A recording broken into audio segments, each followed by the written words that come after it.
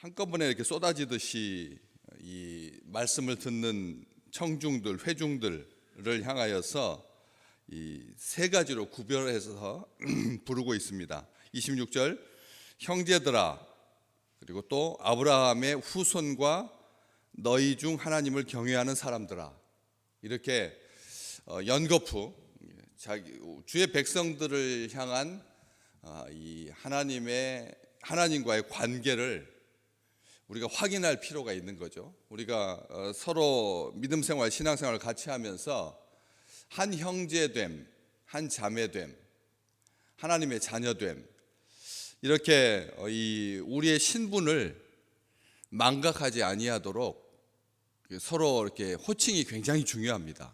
그래서 가톨릭에서는 형제님, 자매님 그렇게 부르거든요.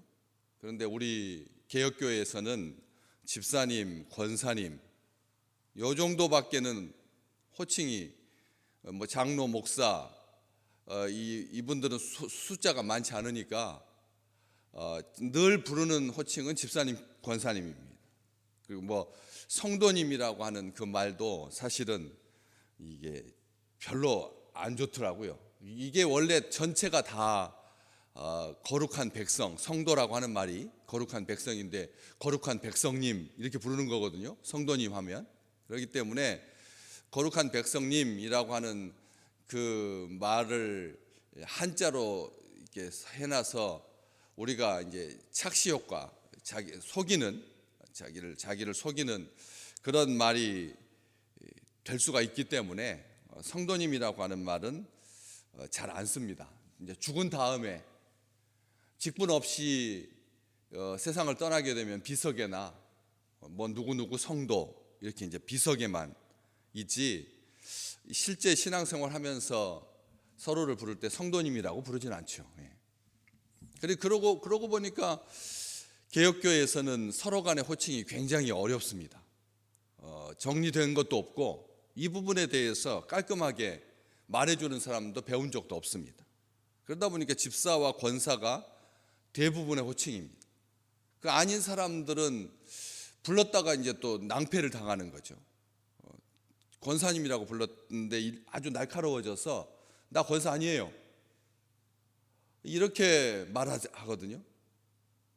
자꾸 이제 그런 식으로 서로 호칭이 정리가 안 되다 보니까 이게 어떻게 불러야 될지 모르는, 이름을 못 부르는 거예요. 그래서 이제 호칭을 못 부르는 거죠. 그래서 어이 이렇게 되는 거죠. 저기요 이렇게 되는, 참 안타까운 일입니다.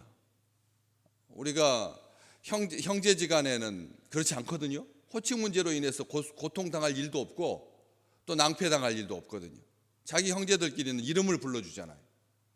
이름을 불러주기 때문에, 또 아니면 막내야, 형, 이렇게 정확하기 때문에 이게 혼란이 없는데, 믿음의 사람들에게는 이 부분이 굉장히 어색해서 오늘 이 세 가지가 바울이 한 번도 본 적이 없었던 비시디의 안디옥에서 안식일에 회당에 모인 사람들을 부르는 호칭인데, 여기만 있는 것이 아니라 16절도 한번 보실까요? 16절 바울이 일어나 손짓하여 말하되 이스라엘 사람들과 및 하나님을 경외하는 사람들아. 16절에도 부르면서 이스라엘 사람들 그리고 하나님을 경외하는 사람들.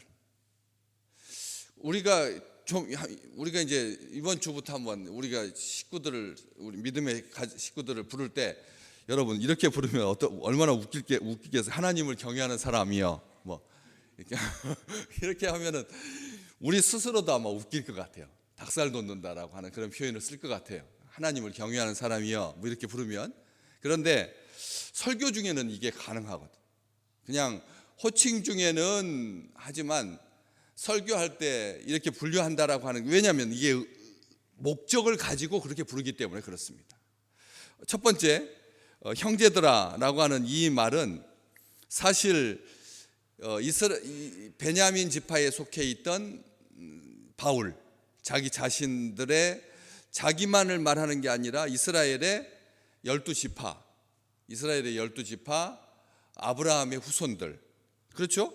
아브라함의 후손, 이스라엘의 12지파, 여기 그렇게 근데 구별이 돼 있어요. 형제들아, 아브라함의 후손과 너희 중 하나님을 경외하는 사람들아, 이렇게 돼 있어서 아브라함의 후손이라고 하는 말이 한 번 더 반복되기 때문에 여기서 형제라고 하는 것은 그런 아브라함의 후손 씨로서의 어떤 혈족, 동족, 유대인, 남자, 이게 아니라는 걸 알 수가 있습니다. 형제라고 하는 말은 전체를 부르는, 그래서 이제 가톨릭에서 남자들을 형제라고 부르게 된 거죠. 요것 때문에 이 형제라고 그렇게 부르게 된, 호칭을 하게 된 겁니다.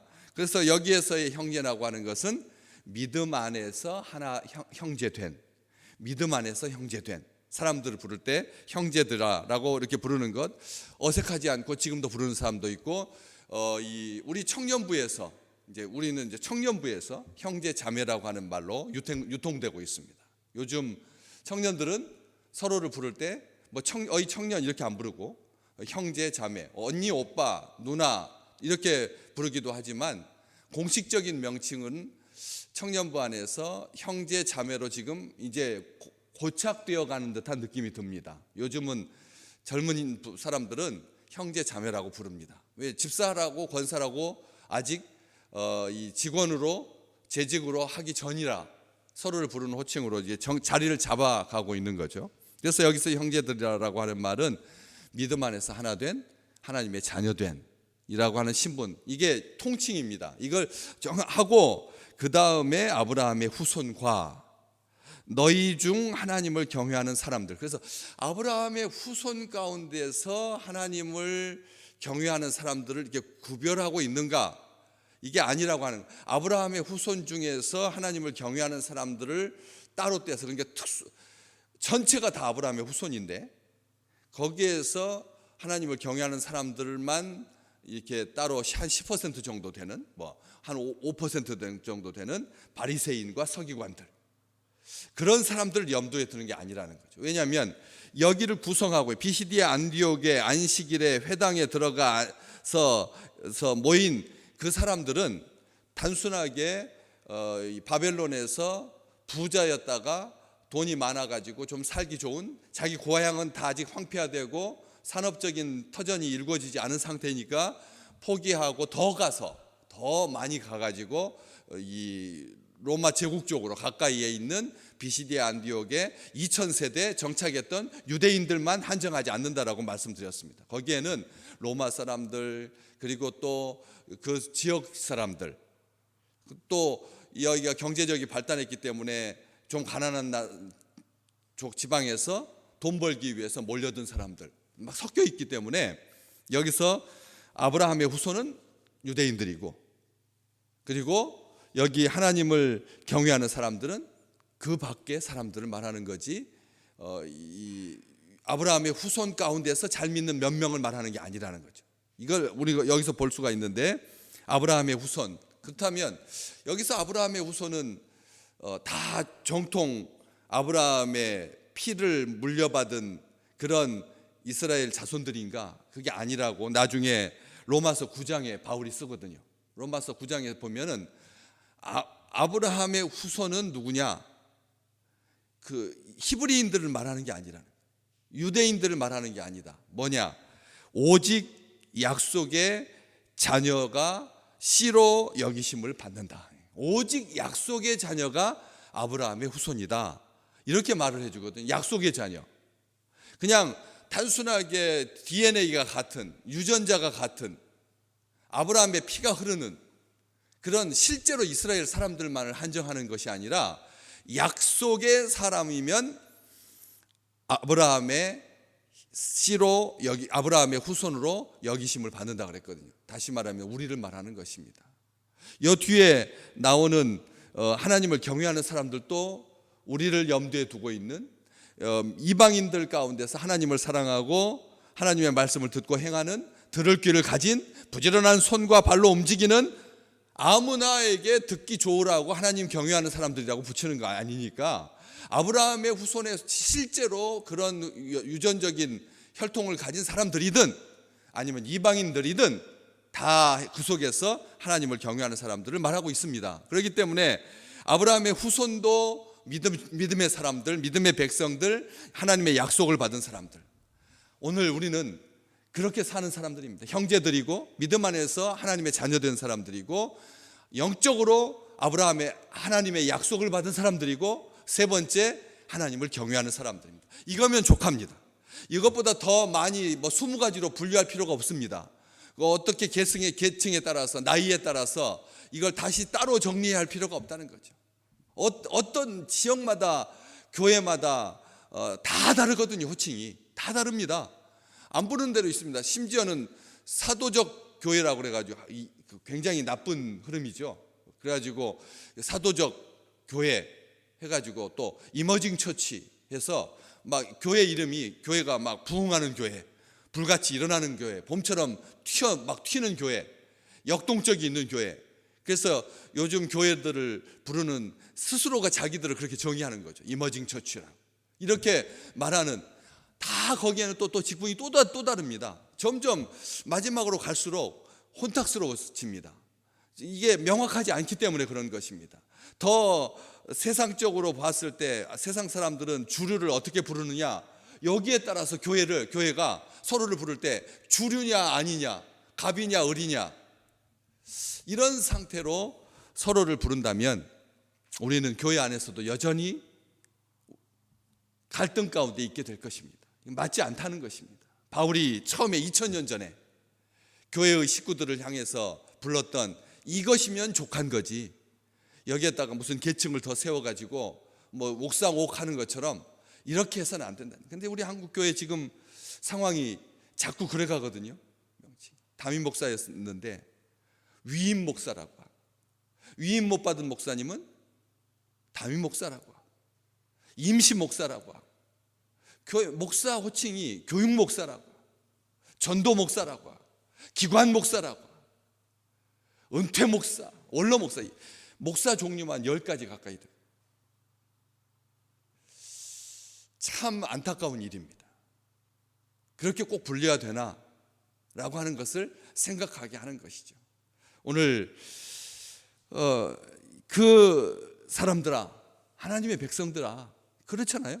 하나님의 백성들이면 족한데 우리는 계속 세분화하고 계속 특권화하고 대제사장 가문, 그들의 문중, 예우 차원에서 어떻게 부를 거냐, 원로 목사, 공로 목사, 참 많습니다. 이거 아닌 것 같습니다. 이건 우리 하나님께서 원하시는 게 아니라는 생각이 듭니다. 서리 집사하고 안수 집사하고 엄연히 다른데 이것을 똑같이 집사라고 부르니까 어떻게 바뀌었습니까? 서리 집사는 그냥 집사로 올리고 안수 집사는 안수 집사라고 부르자. 집사도 또 이렇게 호칭이 2개로 또 나눠지고 있어요. 여기 바울은 그렇게 하지 않습니다. 그러면서 그런 하나님을 경외하는 사람들, 아브라함의 후손들, 형제들에게 이 구원의 말씀을 우리에게 보내셨다. 하나님께서 이 구원의 말씀을 하나님께서 우리에게 보내셨다. 이 구원의 말씀을 하나님께서 보내주셨다. 오늘 우리가 말씀을 받습니다. 그런데 어떤 말씀으로 받고 계신가요?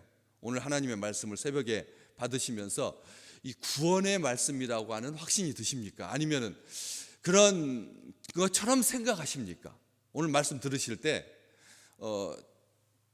담임 목사를 통해서 여러분이 하나님 앞에 약속한 귀한 종을 통해서 선포되는 이 하나님의 말씀을 무슨 말씀으로, 오늘 내가 살아가야 할 표대와 지침이 되는 말씀으로 받으시고 계십니까? 아니면 오늘 어차피 새벽에 잠 없는데 그냥 주회 전에 올라와서 그냥 습관처럼 말씀을 받고 계십니까?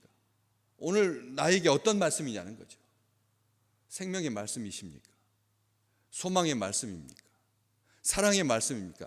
말씀 정리할 수 있습니다. 여러 가지로. 그렇지 않습니까? 오늘 내가 아주 중요한 계약이 있어서 오늘 말씀을 가지고 그 말씀에 힘입어서 하나님을 신뢰하고 하나님의 약속의 방향으로 나가기 위해서 하나님께서 들려주신 말씀, 그렇잖아요? 아니면 하나님께서 나를 지금 어떤 사명을 맡기기 위해서 부탁하는 말씀, 부탁의 말씀, 여러 가지 있을 것입니다. 그렇지 않습니까? 그런데 바울은 딱 하나로 말하거든. 이 구원의 말씀. 오늘 우리 평생 살면서 하나님의 말씀 받을 때 구속사적인 듣기, 구속사적인 읽기가 중요하다고 말씀드렸습니다. 이번에 우리 큐티 모임을 콰이어 타임이라고 하지 않았어요.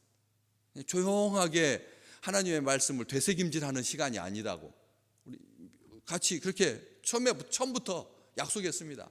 하나님의 말씀을 분석하고 쪼개는 것이 목적이 아니라, 아니면 자기가 하나님의 말씀을 많이 알고 있다라고 하는 것을 과시하기 위해서가 아니라 구속사적으로 읽는다.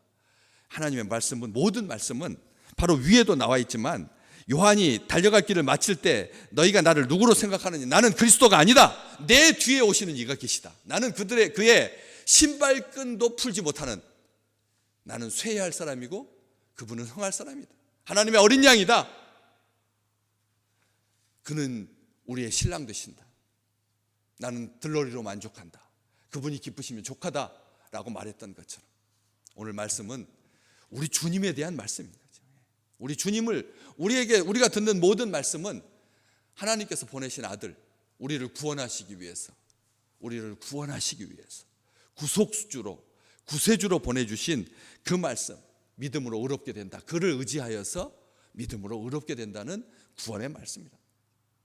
하나님의 의를 입어서 육신을 입고 세상에 오신 우리 주님, 하나님의 아들, 인류의 구원자, 선지자들을 통해서 주셨던 하나님의 모든 말씀을 온전히 이루신 분, 이게 구원의 말씀에 대한 우리의 고백이 될 것입니다. 오늘 지나가다가도 하나님의 말씀을 스크린에서 띄워주는 업체가 있거든요. 그렇죠? 지나가다가도, 버스 타고 가다가도 하나님은 사랑이십니다, 이렇게 말씀을 띄워줘요. 요한복음 3장 16절이 뜰 수도 있고요, 갈라디아서 4장 4절 말씀이 뜰 수도 있고, 이사야서 56장 7절 말씀이 뜰 수도 있고, 창세기 1장 1절을 내세우는 데도 있고, 요한계시록 마지막 장 마지막 절을 볼 때도 있을 겁니다. 그럴 때도 우리는 한 가지로 이렇게 고백합니다. 하나님께서 나를 사랑하셔서 구원하기 위해서 보내주신 말씀이다.